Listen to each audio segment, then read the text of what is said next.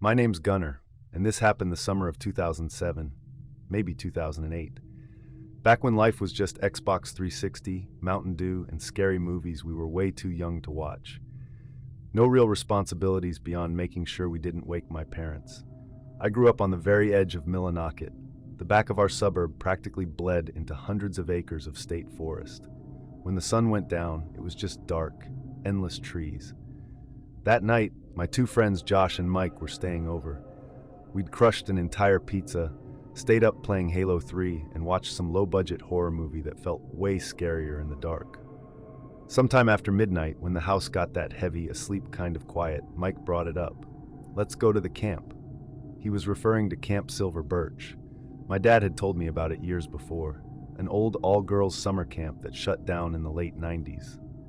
Supposedly because a camp counselor named Rachel went missing. They searched for her for weeks and only ever found some of her belongings.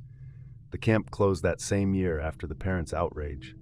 The way my dad told it always felt like he was trying to scare me. I figured it was exaggerated, maybe completely fake. So of course we went. We grabbed flashlights, eased down the stairs one step at a time, slipped our shoes on by the door, and slid out into the humid Maine night. I remember my heart pounding so hard I was convinced it would wake my parents. We cut through the neighborhood and onto the forest trail. Once the last streetlight disappeared behind us, it was just darkness and the crunch of gravel turning into dirt. The woods felt different at night. Bigger, the air heavier. Every snap of a twig behind us made us stop and swing our lights around, laughing it off. I led the way. I was the only one who knew the path. After about 15 minutes, the trees began to thin, and then we saw it. The wooden archway stood crooked but still upright, the carved letters faint but readable in our beams. Camp Silver Birch, established 1984. Walking under that sign changed the mood instantly. It was too quiet, no wind, no insects, no distant highway hum, just this suffocating stillness like the woods were holding their breath. We moved forward into the clearing. Old cabins sagged into the earth, roofs bowing inward. Weeds and tall grass swallowed the paths. To the left stood a long, low mess hall. Its windows were black, one pane shattered inward. A faded banner hung stiff in the doorway. Welcome, girls. Summer 1998. The letters were pink once. Now they were nearly white. In the center of the clearing, a flagpole rose from a cracked concrete base. No flag, just the rope tapping lightly against the metal in a rhythm that didn't match any wind. Josh muttered, "Okay, this is actually messed up." Mike shined his flashlight toward the mess hall. "Let's check inside." I didn't want to, but I also didn't want to be the one who chickened out. We stepped toward it. That's when we heard it, a soft metallic clink. Not from us, from the flagpole. We all turned at once. The rope was swaying harder now, slapping against the pole. But the trees weren't moving. The air was dead still. "Dude," I whispered, "there's no wind." The rope suddenly went still, completely still. Then, from inside the mess hall, a chair scraped across the floor, long, slow, intentional. The sound echoed through the clearing. Josh immediately stepped back. Nope, we're done." Mike laughed nervously. "It's probably an animal." As if on cue, something tapped against the inside of the shattered window. Not a scratch, a knock. 3 distinct knocks. We froze. My flashlight beam trembled as I aimed it toward the broken pane. The glass shards glinted. For a second I saw nothing. Then something pale shifted just behind the darkness. Too smooth to be fur, too still to be an animal.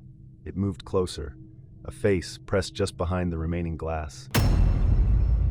It was a girl, about 16 or 17, too old to have been a camper. Skin unnaturally pale in the beam. Hair long and stringy, hanging forward. Her eyes looked strangely alien and large. And her mouth was stretched in a smile that didn't fit her face. She didn't blink. Josh gasped and stumbled backward. Mike whispered, "That's not real." Her fingernails were black, not painted. Black, rotten. And then she opened her mouth. No sound came out, not a breath, not a whisper, just that silent scream.